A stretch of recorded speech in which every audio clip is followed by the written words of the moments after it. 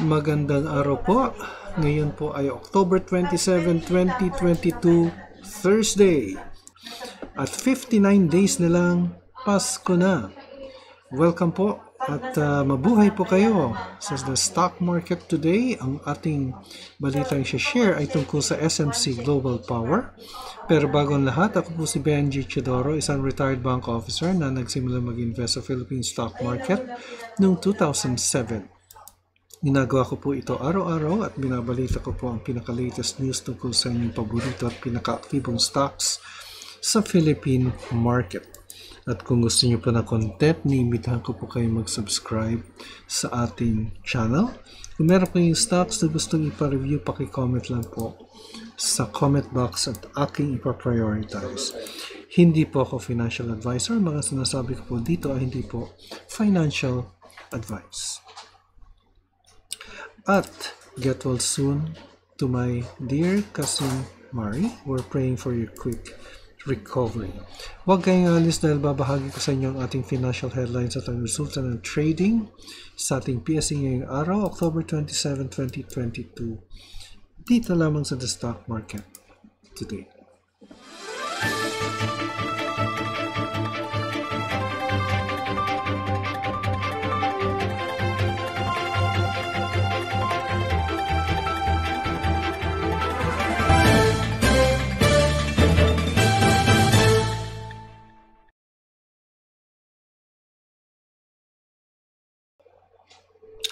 Okay, ang ating financial headlines ay galing po sa BDO Securities. September budget deficit slightly narrows. Infrastructure expenses rose 74 billion pesos in August, which is good news, no? Propping up the economy. Then, ito po ang ating main news, SMC Global Power to buy back $400 million perpetual securities. We also have SMPH to open SMCT Sorsogon. And this is the 81st mall in the Philippines. JLL says macroeconomic headwinds more problematic than Pogo exit. Ito po yung Jones Lang LaSalle property consultant. So let's now go to our main news. At ito po yung matatagpuan natin sa Philippine Daily Inquirer. SMC Global Power unit to buy back dollar bonds. Conglomerate San Miguel Corporation and its power unit would repurchase $400 million in overseas bonds, allaying concerns over its finances after the government rejected a petition to raise power rates. SMC said in a stock exchange filing on Wednesday that the wholly owned subsidiary SMC Global Power Holdings Corp. Approved a tender offer for its senior perpetual capital securities listed in the Singapore Exchange Securities Trading Limited or SGXST. The appropriate announcement of the tender offer shall be made by SMC Global Power in SGXST on even date, SMC said. Earlier this month, the Energy Regulatory Commission denied the joint motion for price adjustment filed by Meralco and South Premier Power Corp., a subsidiary of listed conglomerate SMC. SMC sought an increase after incurring losses of 15 billion pesos due to its 10-year fixed price supply contract, which it entered into with Meralco 3 years ago. It blamed the soaring prices of coal and natural gas as well as restrictions in their supply. It added a temporary rate increase was needed to enable these plants to continue supplying power to Meralco. Luis Geraldo Limlingan, head of sales and stock at the stock brokerage house Regina Capital Development, said the tender offer would send a positive signal to investors. It demonstrates SMC has the cash to meet not just the payment obligations, but to pay its debt, he said in a text message on Wednesday. April Lin Tan, chief equity strategist at stock brokerage house Cole Financial Group, said the move would help address investors' concern with the unfavorable decision of the ERC. Billionaire Ramon Ang, the president of SMC, assured investors SMC had adequate resources to cover losses from its fixed power supply deals. The view was backed by Fitch Group's credit sites, which maintained its strong rating for the conglomerate's debt. Credit sites maintained SMC's outperform recommendation due to strong business prospects in 2022 relative to some of its conglomerate peers. Its diversified business profile has enabled its revenues to remain resilient even amid economic downturn. The first half of 2022 revenues and earnings surpassed pre-pandemic levels only to a broad-based recovery in all businesses. In turn, leverage improved mildly too, the report showed. SMC Global Power Holding Corp said operating income from January to June this year fell 26% to 12.8 billion. So that's our main news, yung power unit ni SMC, no? And they're buying back the securities that they have in the Singapore exchange, which would show that they have enough cash to pay for their liabilities. Okay, so let's now take a look. Before I proceed, meron pong special report po dito ang BPI, ang BDO Securities on BPI, and there is a reiterate buy on solid earnings outlook. And the target price was previously at 112, ginawa niyang 115 pesos, no? And the reasons for that is that the net income is up 75% year on year, above industry loan growth, NIMs to improve further. NIMs is net interest margins. Action valuation is that the target price is raised to 115 from 112. Yan po for BPI. There's another one here from Wilcon. Sabi ni BDO Sec, reaffirm buy with higher target price. So the 9-month 2022 results is ahead of estimates. Resilient niche market and store rollout to sustained growth. And there is a maintained buy with a higher target price of 33.90 from the previous 31 peso with an implied upside of 16.9%.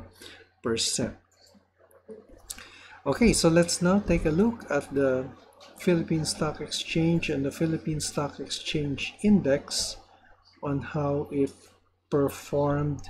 Or before we proceed, no, C commented, sabi niya, thanks for answering my comments, Sir Benjamin, appreciate it.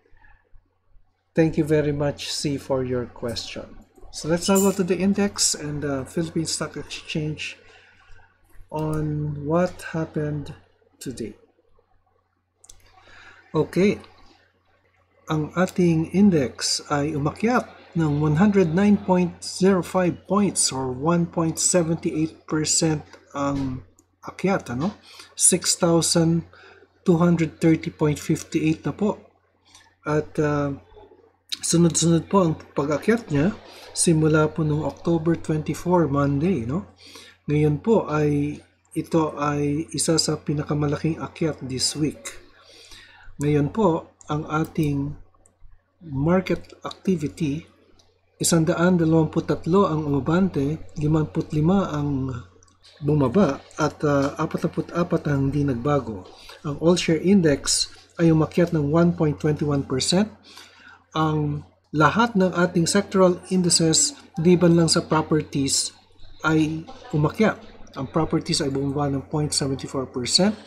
Ang pag-akyat ay pinangunahan ng holding companies at 2.46%. At meron pong isang comment dito, si Felino Javines. Ang sabi niya, thanks po sir for the update. Pa-check naman po ng URC at Metrobank. Thanks po. Sige po, tingnan po natin si URC at Metrobank. At tignan natin ang most active stocks, no? Syempre, unahin natin si URC, Metrobank. Tignan natin si San Miguel, SMPH, at yung dalawang most active today, si ICT at si SM. Okay, so unahin na po natin si URC.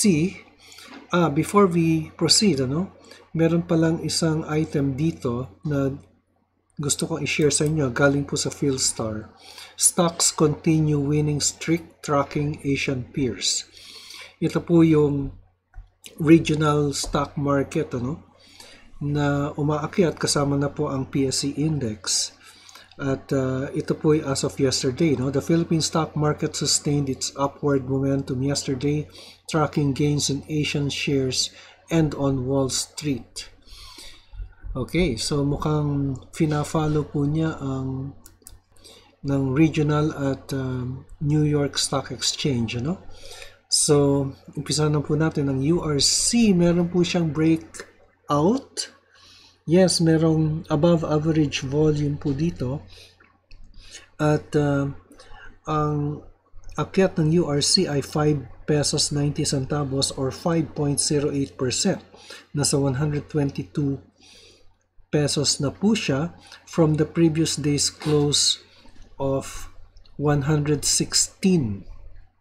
And ito po ay largest and highest breakout in more than 2 weeks. The highest price in more than 2 weeks. Kasi po, noong September 20, ang closing price po ng stock na ito ay 121. Ngayon po ay 122. And na-overtake niya po yung ating mga indicators. Itong long, medium, and short term indicators nasa ibaba na po, meaning na nagbago na po yung trend ng stock at ang dati pong support na ang dating resistance na naging support ay nandito po sa area to, nasa 115, and yung next support level ay nasa 127. Ngayon po, kung gagamitin po natin yung parabolic SAR, nagkaroon po siya ng buy signal dito, noong October 24. The time na nag-crossover yung 9-day exponential moving average. At yung RSI nasa 64 na po, meaning bullish na po siya at paakyat po ang stock. So, ang signal dito po nangyari sa October 24 nung nag-crossover yung 24-day or 20-day exponential moving average. And the same signal is also here, yung lumabas po yung buy signal dito ng October 24. Ngayon po, ang URC ay isa sa mga, tingnan natin yung fundamentals nito. May buy rating kayo. Ito, URC has a buy rating of 100. Target price is 145 or a 25% upside, more or less. So, undervalued po yung stock as of the moment. Nasa 122. Okay, next we have Metrobank. MBT ay, dito tayo. Yan, moving sideways sa MBT. And fundamentally, Metrobank has a buy rating with a target price of 68, nasa 33% ang upside niya. Right now, it's moving sideways, Yung ating support ay nandito sa areang to, nasa 49 pesos. Samantalang ang resistance nandito po sa 53.75. Now, using the PSAR or parabolic SAR, nagkaroon po siya ng buy rating dito noong October 5, nung ang presyo niya or closing price natin, hindi ko makita. Okay, 50.95. At hanggang ngayon ay meron po siyang buy rating. Kung yung dots po nasa ilalim, buy po yan. Kung yung dots nasa ibabaw, sell po yan. And then, ang presyo niya ngayon ay 51.75, no? Balik natin dito. Yan. So, yung support nasa 48.61, resistance nasa 53.75 to 54 pesos. Support and resistance, di po yung exact points areas po ito. And just moving sideways, si Metrobank. Si SMC naman ay bearish po si SMC. Pababa po yung kanyang movement eh. Titingnan nyo, ang tagal niyang since November 2021, pababa na po yung presyo niya. At titingnan nyo lang po yung long-term indicator natin, yung 100-day moving average. Slanted po downwards. So, if we will draw a parallel channel, yung resistance follows the 100-day exponential moving average. Ano? So, yung kanyang support ay nandito sa 92.5. No? 92.5 ang kanyang support level, while the resistance nasa 100.75. So, very close to 101 ang kanyang resistance level, and pababa po yung movement ng stock na ito. Ngayon, fundamentally, San Miguel Corporation, neutral po ang rating ni BDO Securities dito. No? Neither buy nor sell. Siguro, ibig sabihin nito ay hold. No? Neutral. Neither buy nor sell. With a target price of 102, halos na-reach na po niya. No? 3.6% upside. Yan po yung pinaka, more or less, yan po yung resistance level po niya. And then SMPH, 81 malls na po ito, no? Yung SM. So, bearish po sa SMPH. Now, for a while, nandito lang po siya. Ito po yung level of movement ni SM. From here to here,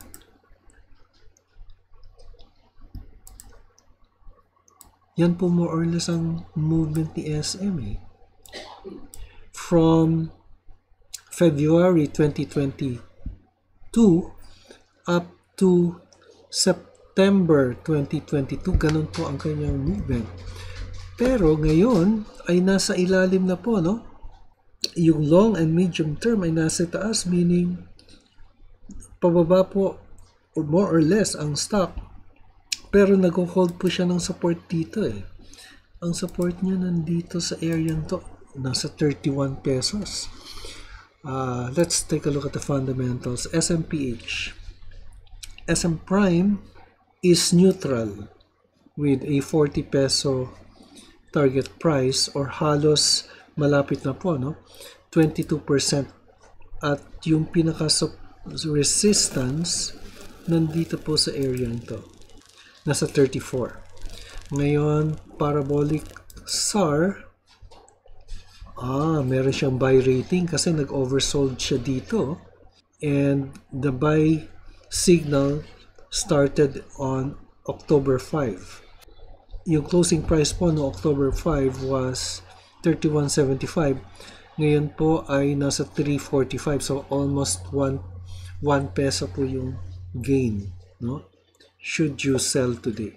Okay, that's SM Prime. And then International Container Terminal number 1. Okay, tingnan natin most active stock po today. Naku, bearish pa rin po si ICT, pero it gained 580 ha, 5 pesos 80 centavos or 3.38%.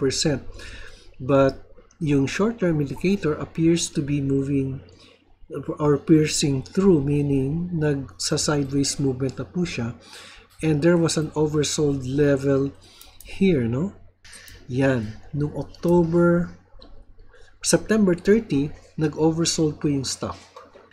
And right now ay meron pong above the 20-day exponential moving average po siya. Meaning on the short term ay meron pong movement upwards ang ICT.